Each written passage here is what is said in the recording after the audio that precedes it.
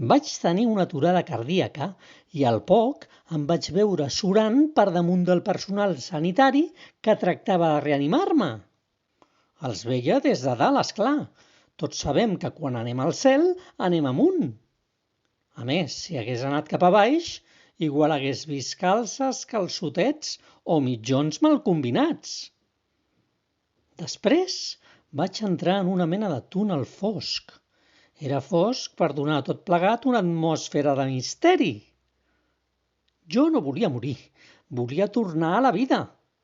Cal tenir en compte que no era un bon moment per morir, perquè, entre d'altres coses, tenia unes entrades per veure el Barça-Girona.